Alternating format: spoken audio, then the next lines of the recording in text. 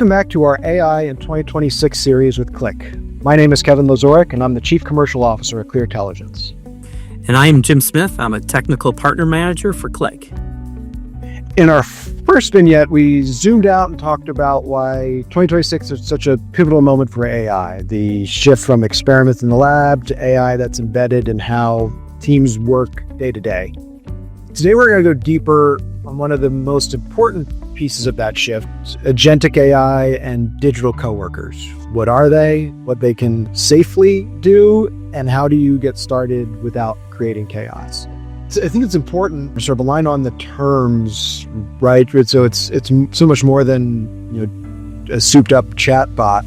So when I'm talking with leaders and they talk about how do we explain agentic AI or a digital coworker, there's a version that I like that's sort of in plain English. So a traditional AI assistant waits for you to ask it to do something, right? Summarize this for me, draft this email, or draft this job description or the document. And tools are good at that. A digital coworker is more of that junior analyst or coordinator. You give it a goal and a set of tools, and with that, it can then do any number of activities. So you'll watch specific data or systems, decide if or when something needs attention, follow a process, maybe like a multi-step process of pulling data, running analysis, drafting outputs, notifying people or teams, and doing that over and over and over again reliably. So it's still under your control, but has more of a sense of initiative and process than that simple chatbot, if you will. So from the platform side, Jim, what makes something agentic versus just a fancy script? Yeah, I think it has to do with being able to adjust what happens along a particular workflow. I think when Click came out with its application automation capability, it was a great way to kind of say, here is a fixed script of steps. You want to go ahead and run a report at 8 a.m. You then want to export the file to something that people can consume and email it to them. And those steps happen the same way all the time. I think what makes Agentic AI so exciting for people is being able to adjust those steps in the workflow based on what the tool sees. So not only are we looking at data and deciding if things are unusual or usual, but then you want the tool to do, or the Agentic AI solution to do a little bit more. You want it to dig into segments or regions or some sort of dimensionality to further investigate that. You want it to kind of come up with kind of narrative summary of explanations around that, which again is really helpful for a lot of users. And what I think is most exciting is you then want to be able to allow the agentic tool to route it to the right people, or more importantly, use the right tools. So it's not just, hey, I'm going to send out a report. It's, hey, I've seen something in this actual this data, and that might drive me to do something in Salesforce or Marketo or some sort of application to actually do work. So again, it's behaving more, the Agentic AI tool is behaving more like a team member with a clear scope, as opposed to just a program that does the same thing over and over again. So let's make this really concrete. What does a digital coworker actually do in a business setting? Can you walk us through a few more examples? Sure. One that I've seen is kind of, I think of it as a revenue health agent, looking at revenue and sales sorts of information. So in the past, I think you would see someone who looks at a dashboard and assembles a slide for a quarterly revenue meeting. With Agentic AI, what you can have is an agent that kind of pulls the latest KPIs from any sort of business intelligence report. Again, my hope is it would be from a Click report, but you can look at things like bookings and win rate and churn. So that's what the Agentic AI tool can look at, and then compare those numbers to last week, last month, last quarter, whatever you want. I mean, the Agentic AI solution can kind of make that determination and then highlight where things are either on track, meaning going poorly, or on track, more than you expect. So it can look at if the pipeline is increasing more than what you need, or it's dropping, if the win rates are slipping or they're increasing. An Agentic AI tool can kind of pull that out and then generate a short narrative for the people who are going to consume that. And I think, again, one of the things I'm excited about is then act on that information. Can post that to a Teams channel.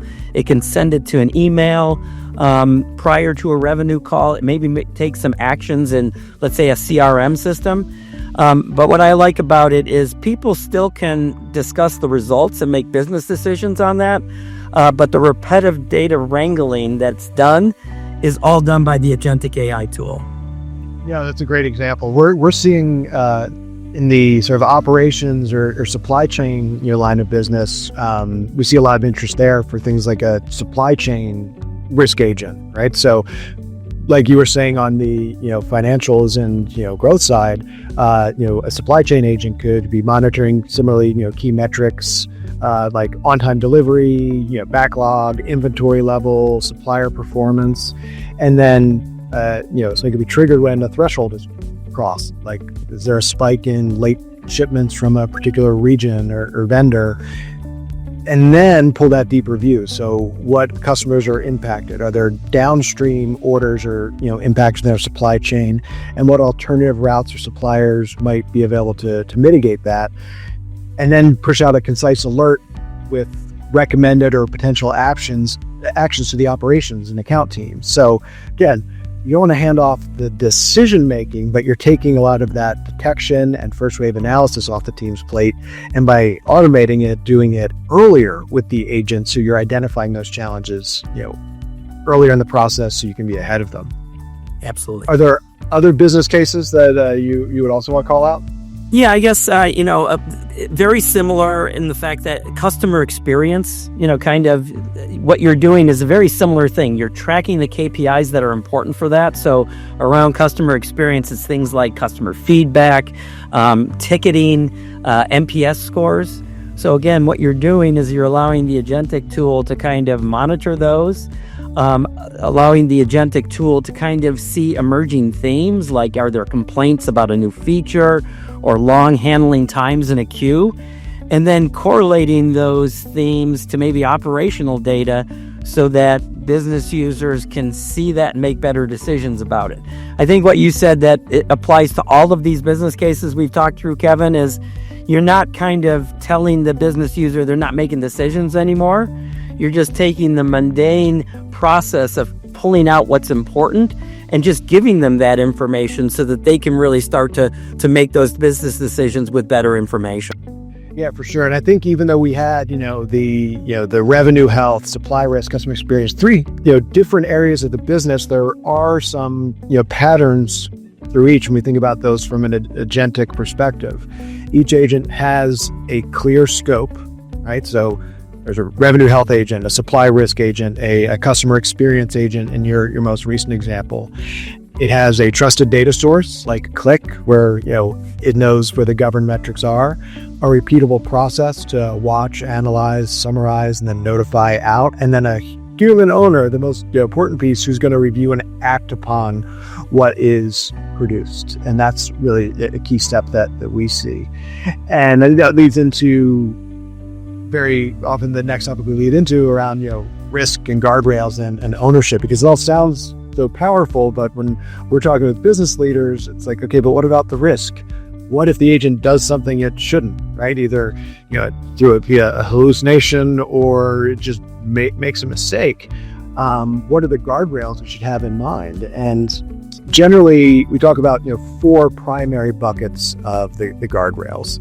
The first being scope and permissions. So what can it access? Start with read only, and when you're first out with agents, let them analyze and summarize first. If you eventually are going to allow them to take actions, those actions should be narrow and reversible. Creating a draft email, great Great example. Drafting an email is very safe. Sending an email, you're introducing a lot more risk. So you can think about, what is that narrow reversible action that the agent would take. So that's the first bucket. The next is really around data boundaries, right? So what can agents see? And staying with the junior employee analogy, so agents should only see the data that they're supposed to. So having that governed analytics layer, like with Click, really helps, because you're not connecting the agents to the raw, uncontrolled system. You're giving them a curated, permissioned view of the data, and that's what they're using to react to. The next two are, I would argue, the most important of the four, but you can't do it without the four. So human in the loop. So for any meaningful decision the agent recommends, a human reviews and approves. Over time, this might relax for very low risk actions, but you want that human review pattern early on, both for your quality and also just for the organizational change aspect of rolling these out. It's a big part of how people adopt and establish trust, that they can use those decisions in what they're coming across. And lastly, ownership and metrics. So every agent should have a named business owner and a small set of KPIs. What's it supposed to produce? How often? What does good look like? You can create an agent that will, spill out all sorts of information and data for you, but what is the expected result? So when you're designing these digital coworkers, they're not, rogue bots that you're building. They shouldn't feel that way. They should feel like a well-trained junior member of your team. So that's what we see on the Click side. Jim, how do you see customers using the platform to put some of those guardrails in place? Yeah, and I think you kind of mentioned them already, Kevin. And again, I think one of the things you said that I really liked is, one, you have to have the human kind of interaction. And I guess that's why Click partners with companies like ClearIntelligence, because you can kind of help guide customers for that human intelligence. But what we see at Click is really, the things you mentioned in the first couple bullet points. You want to do agentic AI on clean, governed data that you trust. So you want to make sure it's not the operational data that no one's looked at before. It's data that you've integrated, that you've cleaned, and you know who's going to use it. I would also kind of second your opinion that you need to have kind of that same access control. A lot of times you think of access control on your data in your business intelligence reports. You need the same sort of access control on your agentic AI access. So you want to make sure the right people are seeing the right information to make those right decisions. So what we see at Click is you want to have that data infrastructure built up first. You don't want an agentic AI solution roaming around operational data with full system admin rights, kind of making determinations on that. You want to make sure that you've kind of brought that data together. And guess what? Compliance teams like that a lot better as well, because they can kind of feel assured that we're not just opening up an agentic AI tool on everything that we have. For sure. So let's talk about how to start, right? So what are the right first steps, for those watching and are interested in doing more and experimenting? I always recommend a simple 3-step approach, if you're looking at how you get started. First is identify that narrow, repetitive, high-value task. So think of weekly or daily tasks that involve pulling data, doing some basic analysis, communicating a summary. Those are great starting points. So your weekly sales pipeline, your operational exceptions, a CX pulse, finance variance, all these sort of daily, weekly reports are great starting points. Then, taking that and beginning by doing a prototype with a read-only agent against the trusted data that would feed into that use case. So using your analytics platform like Click as the data source, have the agent, query the right information, generate, the stats, summary, charts, whatever's needed, create the narrative and deliver it to the pilot group. And when you begin, no external actions, just analysis and summarization. And then in step 3, formalize that role and expand it carefully, right? So giving the agent a name with that clear job description. It has an owner. It has set KPIs that it's going to be tracking. And that's when you're at a point that you consider taking, relaxing and doing a little more with the actions, be it, creating draft emails, pre-populating reports for review that you can iterate into that capability. Because as you run that playbook once or twice, you'll quickly build that intuition for what makes a good digital coworker in the context of your business. Anything you would add, Jim, from a data perspective? No, but I guess I would just extend on a couple points you made, Kevin. I mean, first of all, what we see at Click is when you're doing agentic AI implementations, you want to start where your data is strongest, meaning it's the metrics that you trust, that you know where that data is coming from. Because I think what we've seen is a lot of people go directly to an agentic AI implementation even before they've done a business intelligence or a data analytics project. So what they're doing is they're trying to couple two things together. And when you're trying to do data analytics and agentic AI at the same time, I think that can cause some issues. So we kind of would second what you talked about where, hey, let's start with data that we know that's going to help us make good decisions. And then I guess what I would say is we want to make sure that we think about who's going to use the output and where they're going to use it. I like the fact that you said maybe don't make a lot of actionable kind of agentic AI decisions up front.